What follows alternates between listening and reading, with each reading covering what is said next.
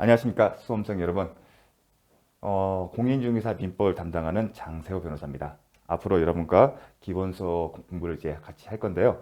일단 첫 시간이기 때문에 오리엔테이션으로 짧게 34의 그 기출 경향과 그리고 앞으로 어떠한 방향으로 강의를 할지에 대해서 짧게 설명을 드리도록 하겠습니다. 34의 공인중개사 민법은 총 40문제 중에서 22개는 10년 동안에 출제된 기출문제를 가지고 맞힐 수 있는 문제였습니다. 이 기출문제라는 것은 기존의 기출문제 있다를 없다로 식의 바꾸는, 뭐 잠깐의 어떤 단어 정도의 문장 전체를 바꾸는 게 아니라 단어 몇 개를 바꾸는 그런 정도의 기준을 가지고 판단했을 때 22개는 맞힐 수 있는 문제였습니다. 그래서 이 점수가 55점이었습니다. 나머지 18개는 뭐냐? 나머지 18개를 보게 되면 물론 기출문제 바탕에 둔 것이 있는데 기존의 기출문제에서 응용이 되거나 아니면 새로운 형태로서 출제가 된 것이기 때문에 좀 낯선 질문들이었습니다. 그럼 18개 그 난이도 정도는 되게 출제자가 고심고 때 만든 되게 좋은 문제들이었고, 좋은 문제라는 얘기는 수험생이 단순 암기식으로는 맞출 수 없는 문제들이었던 겁니다. 3시 기존의 어떤 형태를 보게 되면 기존에 34회를 기점으로 했을 때 그 이전에는 기출문제, 그리고 기출문제 잘 정리를 해서 맞히게 되면 60점 이상 맞는 게 어렵지 않았습니다. 열심히 하면. 그런데 34회부터 그런 어떤 조짐 변화가 있었는데 34회를 기점으로 해서는 이제 형태가 바뀌었습니다. 따라서 단순히 기출문제를 암기하고 기출문제만을 가지고서는 60점 이상을 맞는 게 쉽지 않습니다. 물론 민법에서 50점 이상을 맞고 부동산 개론에서 뭐 70점 이상을 맞게 된다면 상관이 없겠죠. 하지만 민법반을 놓고 봤을 때는 그렇다는 말씀을 드리고 싶습니다. 그리고 작년에 보게 되면 민법 같은 거 크게 나누면 민법, 총칙, 그 다음에 물권법, 그 다음에 계약법편, 특별법편이 있었습니다. 근데 물권과 계약법편은 쉬웠어요. 난이도가 상대적으로. 본래 물권법과 계약법이 어렵게 내면 상당히 어렵게 나오는데 작년에는 이 파트를 쉽게 냈습니다. 쉽다는 게 아주 쉽다는 거 아닙니다. 뭐에 비해서 민총과 특별법에 비해서 난이도가 쉬웠다는 겁니다. 반면에 민총과 특별법은 어려웠습니다. 단순 암기식이 아니라 좀 더 물론 단편적인 지식을 묻는 것도 있었지만 전체적으로 좀 낯선 지문들이 포함되어 있어서 수험생들이 문제의 해답을 찾는 게 쉽지 않았었습니다. 이런 경향은 맞습니다. 이건 난이도 조절을 한 겁니다. 출제자가. 그리고 전체적으로 말씀을 드리면 민법 34의 그 민법 시험은 정말 퀄리티가 좋았었습니다. 저는 이제 강의를 준비하는 사람으로서 유사 직역들, 행정사, 노무사, 아니면 간평사, 변리사, 법무사 관련 민법을 다 찾아봅니다. 면접지는. 그런데 우리가 법무사는 시험은 어렵기 때문에 당연히 톱이라고 생각할 겁니다. 법무사 시험은 민법을 제외하고 나머지 영역과 비교했을 때는 공인중개사 시험이 최고의 문제입니다. 그만큼 출제자가 신경을 많이 쓰고 그리고 퀄리티가 있는 단순하게 어떤 판례 내용을 지문을 그대로 베끼는 게 아니라 그 지문을 가지고 문제를 충실하게 내려는 노력들이 흔적들이 보였습니다. 아마 그 제 개인적 판단이겠지만 주택관리사처럼 공인중개사 상대평가로 전환한다는 그런 논의가 있었지만 그 논의 자체는 이제 무산이 됐기 때문에 앞으로도 절대평가를 가지고서 시험은 이루어질 겁니다. 그러면 절대평가를 전제로 해서 이제 인원수 조절하면 난이도 조절입니다. 그래서 개인적 생각으로는 34회를 기점으로 해서 향후에 공인중개사 민법 시험은 기존과 다른 방향으로 갈 수밖에 없습니다. 그렇기 때문에 여러분께서 공부하는 책도 뭐 유튜브를 통해서 어떤 요약서 개념의 기출문제 정리학 그런 식으로는 공부를 해서는 안 되고 이제 어느 정도 수험에 맞게 기본이라는 어떤 기본서에 맞춰서 공부를 시작해야 합니다. 그렇기 때문에 기본서 또한 학원에 있는 기본서나 모든 것들 강의 방향도 바뀔 것입니다. 실제로 그렇게 하고 있고요. 그래서 이제는 좀 민법 공부를 할 때 좀 달리 좀 더 이해 중심의 원칙대로 가셔야 합니다. 공부는 이해를 바탕으로 하는 겁니다. 근데 우리가 또 편견이 뭐냐면 이해를 한다는 공부는 시험과 무관하다 그렇게 생각할 수 있는데 이해를 하는 이유는 목적은 암기의 편의성입니다. 지식이 없는 상태에서 방대한 약을 암기한다. 그렇게 가능하신 분도 있지만 보통의 사람은 못합니다. 하지만 이해가 되면 암기가 수월해지고요. 또 하나는 재미가 붙습니다. 그래서 앞으로 강의를 하실 때, 들으실 때 이해 중심의 공부가 필요하다는 거. 또 이해 중심의 공부가 왜 필요하냐면 기출 문제들이 지엽적인 문제가 아닙니다. 실무상 그리고 법학적, 이론적으로도 의미가 있는 파트에서 출제가 됩니다. 그렇기 때문에 이론적인 설명이 필요하고 이해가 필요한 겁니다. 지엽적인 문제라면 틀리라고 하는 문제는 그럴 필요가 없습니다. 근데 34회는 대부분 필요한 부분들, 실무적으로나 이론적으로 중요한 파트에서 나왔습니다. 자, 그런 것을 감안해 주시고요. 제 강의는 이제 기본서를 강의를 할 때 요약서 중심의 강의는 하지는 않을 겁니다. 일단 제가 이제 34회 그 기출문제를 보고 나서 이제 자습서라는 형태로 이제 책을 발간하게 됐는데 앞으로 공부를 하실 때는 자습서를 활용하면서 제가 이제 강의를 시작할 것입니다. 그리고 그 자습서 안에는 이론적인 내용과 그 다음에 기출문제가 담겨져 있습니다. 근데 기출문제 전부 자체는 저는 강의는 이해하는 데 포인트를 둘 거고요. 그리고 필요한 부분에 있으면 기출문제 설명을 할 겁니다. 나머지는 여러분이 스스로 복습을 하시면서 관련해서 풀어보실 것을 권해드리고 싶습니다. 자, 강의라는 것은 일방적이지 않습니다. 여러분은 강의를 어떻게 평가할지 모르겠지만 제 개인적 생각은 강의는 일방적인 것이 아닙니다. 상호 작용이 필요한 겁니다. 무슨 말이냐면 여러분들이 어떠한 자세를 갖고 여러분이 어떠한 수준의 지식을 갖고 있느냐에 따라서 이 강의의 내용은 수준은 달라진다는 겁니다.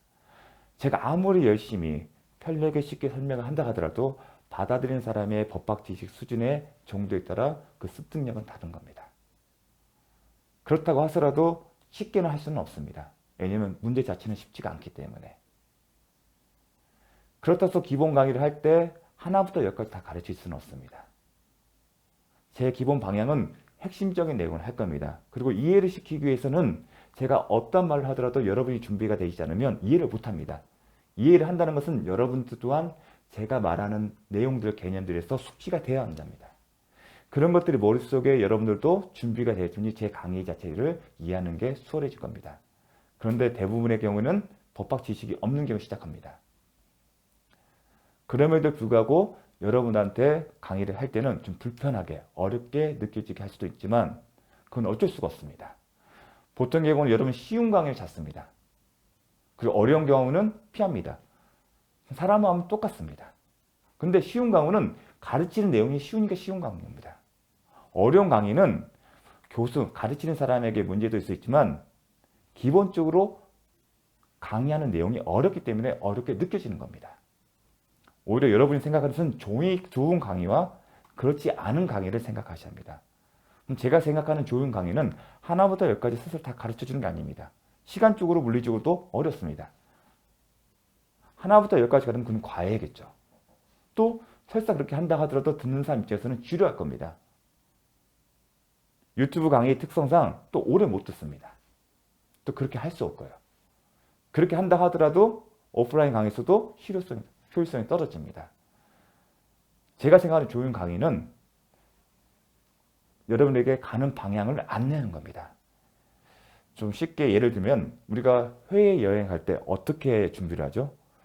일단 해외여행 가기 전에 준비하는 과정에서 우리는 하나의 책자나 아니면 네이버 블로그 토정에서 내가 가고 싶은 장소에 대해서 알아봅니다.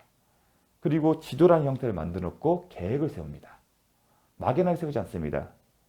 실제로 그런 어떤 여행 계획을 준비한 다음에 실제로 해외에 나갔을 때는 구글맵을 통하거나 아니면 관광지에 있는 그 지도를 보고서 찾아갑니다. 근데 그 찾아갈 때 처음에 어렵습니다. 아무리 구글맵을 갖고 갔더라도 좁은 골목에 들어갈 때나 아니면 고층 빌딩이 있으면 제대로 알려주지 못합니다. 그래서 처음에는 맵이나 여행 지도를 갖고 서 찾아갈 때 어렵지만 이게 익숙해지면 어떻습니까? 이제는 감각이 생기기 때문에 처음보다 더 수월해지게 목적지에 찾아가게 되고 목적지에 찾아간 순간 또 자기 나름의 또 여행 루트를 개발합니다. 아무리 좋은 가이드라도 하나부터 열까지 여행 그 소비자의 만족을 할 수 없습니다. 다만 좋은 맵과 가이드가 있으면 뭐든지 하나씩 배워가면서 자기만의 또 루트를 개발할 수 있는 계기가 됩니다. 저 또한 이 강의 또한 그러한 어떤 개념으로 출발을 할 겁니다. 그래서 여러분한테 숙제를 던질 겁니다. 이 부분은 암기하십시오. 필요하니까 암기하는 겁니다. 그리고 이 부분에 대해서는 꼭 기억하십시오. 어렵지만 이걸 이해하는 순간 앞으로 민법 전체를 이해하는 데 도움이 될 거라는 말씀을 약속드릴 수 있습니다. 그래서 저는 여행 가이드 느낌 아니면 여행 지도 같은 느낌으로 강의를 할 겁니다. 여러분 이 포인트에서는 이 방향으로 가셔야 합니다. 이거를 암기하셔야 합니다. 그리고 이해가 필요하면 저는 그때 설명을 해드릴 겁니다. 그리고 이제 마지막으로 이제 공인중개사 이제 시험 자격증에 대한 그 수요는 떨어지고 있습니다. 왜냐하면 부동산 시장이 냉각기가 왔기 때문입니다. 부동산은 기본적으로 사이클 탑니다. 화랑기가 있으면 냉각기가 있습니다. 코로나 시점에 정점을 찍었고요. 지금은 하강 곡선을 타고 있습니다. 여러분은 현재 이 냉각기로 접어들고 있습니다. 아직. 그러다 보니 기존에 있는 공인중개사분들도 폐업하는 수가 많아집니다. 그런데 화랑기라고 해서 라이센스가 다 보장하는 것도 아니고요. 냉각기라고 해서 라이센스를 가지고서 단순히 라이센스만 평가할 수 없습니다. 화랑기냐 냉각기가 중요한 게 아니라 이 자격증을 갖고 어떠한 노력을 하느냐가 중요합니다. 제가 여러분들한테 드릴 수 있는 말씀은 뭐냐면 공인중개사 자격증을 따시면 반드시 단순한 어떤 중개 업무에만 종사하지 마시고 경매라는 공부도 같이 하실 것을 종사할 것을 보내드립니다. 왜냐하면 화랑기 때는 실무시장입니다. 공인중개업소를 통해서의 거래가 대부분입니다. 왜 경매까지 안 가냐면 실무시장이 화랑이 됐기 때문에 만약에 금매가 필요한다면 이 실무시장에 내놓으면 특징이 뭐냐면 아무리 나쁜 물건이라도 최악의 경우가 아니라면 다 소화가 된다는 겁니다. 보통의 부동산 시장에서는 수익형 부동산에 대해서 주로 일을 많이 했었는데 등급을 납니다. A, B, C. 경우에 때는 세분화시켜서 플러스 마이너스 세고 했는데 화랑기 때는 그 전에 쳐다보지 않은 C급까지도 소화가 됩니다. 반면에 이제 화랑이 떨어지고 이제 냉각기가 오게 되면 실무시장은 옵니다. 반면에 경매시장은 활성화됩니다. 제 말의 어떤 진위 여부는 최근에 검색을 통해서 경매시장의 경매 물건들이 많이 나오고 있다는 얘기를 드릴 겁니다. 그러면 이 경매의 시장이 새로운 시장입니다. 앞으로 유튜버는 기존에 실무시장이었지만 지금은 이제 유튜버는 경매시장의 포인트가 될 겁니다. 그런데 이게 뭐 새롭게 저만 아는 건 아닙니다. 대부분 경매를 하신 분이나 아니면 공인중개사분들은 이 두 가지 일을 병행하시는 분이 많습니다. 그런데 문제는 뭐냐면 이 경매라는 파트가 독특해요. 독특한 편이 뭐냐면 쉽게 접근할 수 없는 분야입니다. 즉 지식이 필요합니다. 공인중개 업무에 비해서. 그런데 이 지식을 배울 수 있는 공간이나 아니면 지식을 습득할 수 있는 책이 괜찮은 책들이 없습니다. 공인중개사 민법은 교수님들이 쓴 수험서나 아니면 실무가나 아니면 현직에 계시는 판사들이 쓴 책들이 있기 때문에 아니면 사법연수원 교재 등 잘 만든 책들이 많지만 경매 관련은 없어요. 물론 있습니다. 실무가로서 이 파트의 판사 출신의 변호사들 중에서 이 파트에 대해서 실무가로서 현직에 계신 분들이 쓴 책도 있지만 너무 어렵습니다. 그래서 그런 책들은 또 일반이 접근하기 어렵습니다. 그렇다 보니 이 지식의 접근성이 습득하는 경우가 쉽지가 않습니다. 그래서 알면서도 접근을 못합니다. 하지만 그럼에도 불구하고 유튜브를 통해서나 아니면 오프라인 강의에서 경매학원들 많거든요. 통해서 지식을 습득하는데 중요한 건 뭐냐면 이런 어떤 유튜브나 오프라인 강의에서 경매에 관련되는 최종적으로 필요한 지식들, 돈이 되는 지식은 알려주지는 않습니다. 현실적으로. 그런 지식들을 얻으려면 혼자만의 노력이 필요합니다.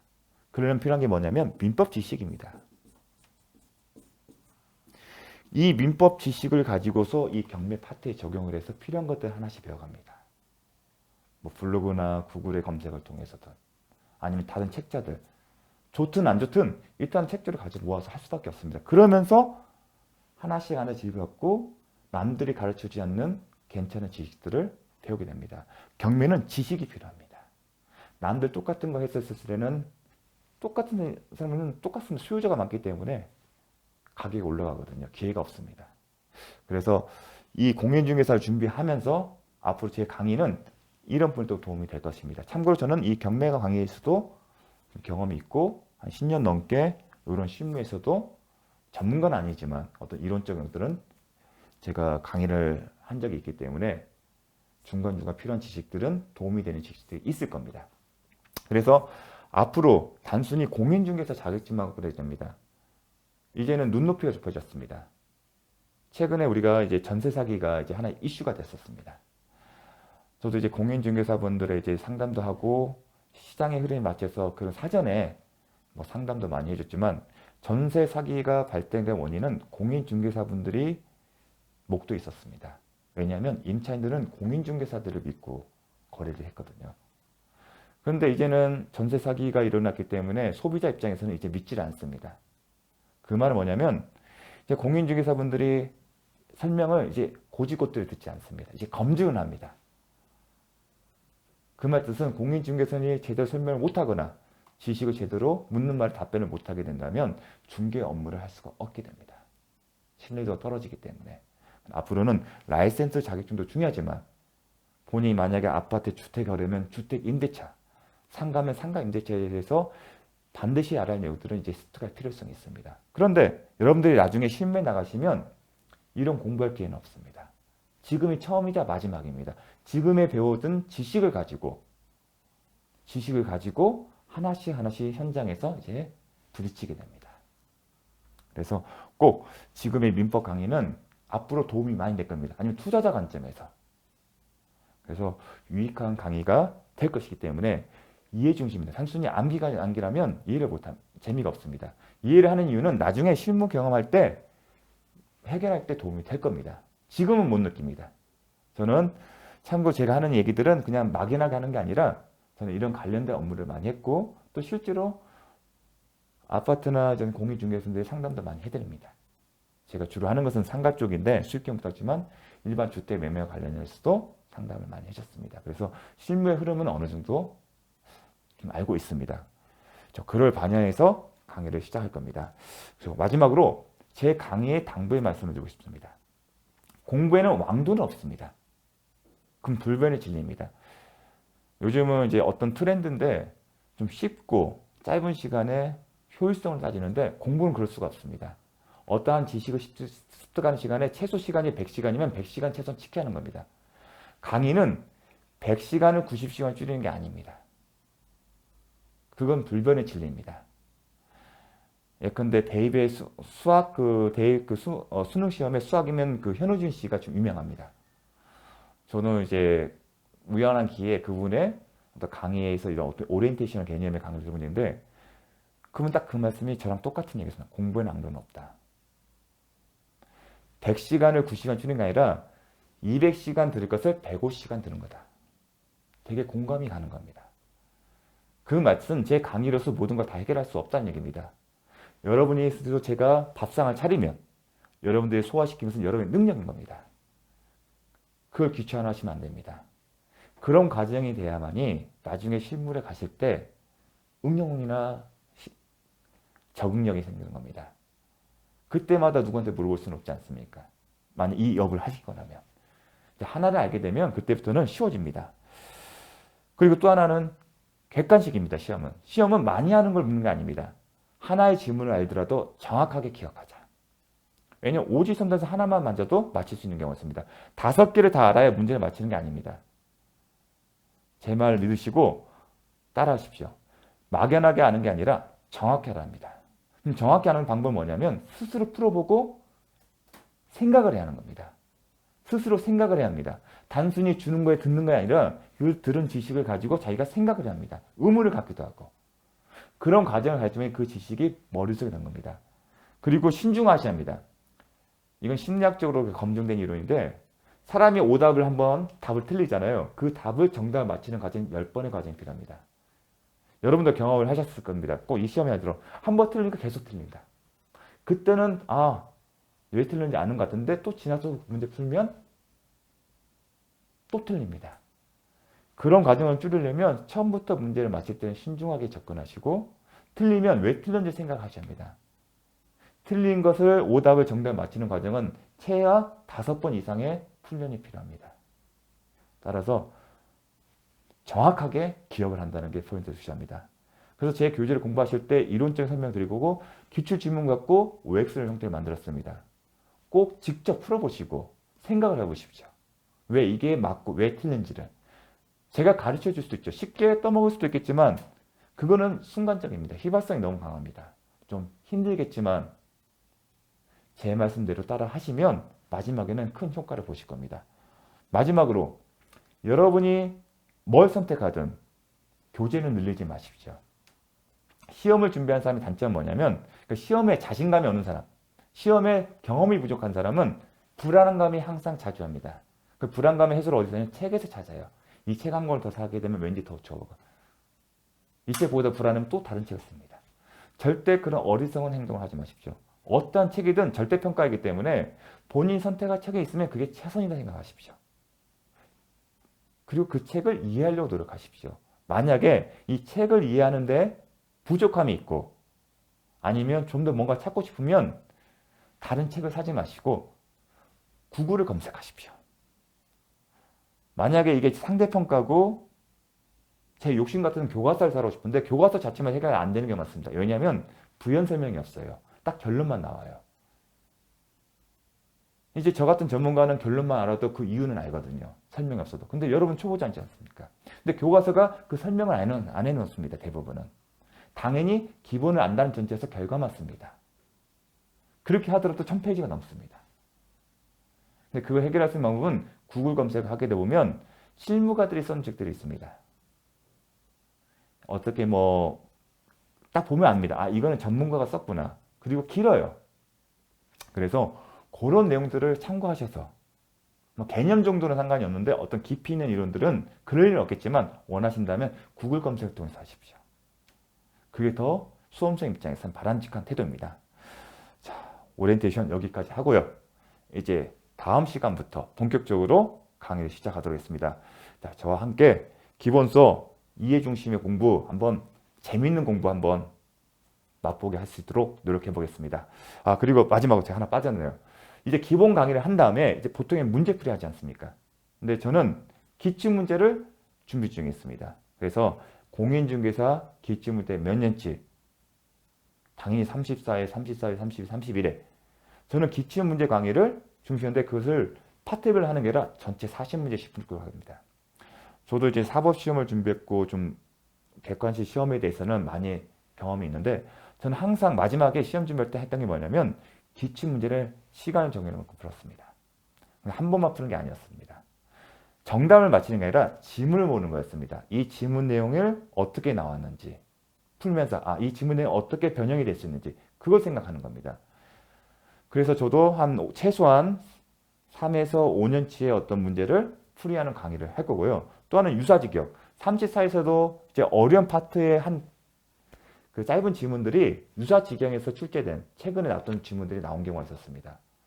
10년은 공인중개사 민법 10년에 안에서 출제가 안 됐지만 다른 유사직역에서 나온 경우가 있었기 때문에 그리고 어떻게 그 트렌드 방향을 읽기 위해서 그 유사직역의 문제들을 좀 추려서 그 강의를 할 생각입니다. 그래서 저는 기본 강의 그리고 기출문제 강의 기출문제 강의는 공인중개사 민법하고 유사직역에서 찾을 겁니다. 그래서 그 파트만 열심히 하더라도 충분히 60점 이상을 맞을 수 있다고 생각됩니다. 그리고 제 강의를 통해서 아까 말씀드렸던 공유제거 신문화, 경영신부의 밑거름, 씨앗이 되었으라는 바람으로 강의를 준비할 겁니다. 자, 다음 시간 뵙겠습니다. 감사합니다.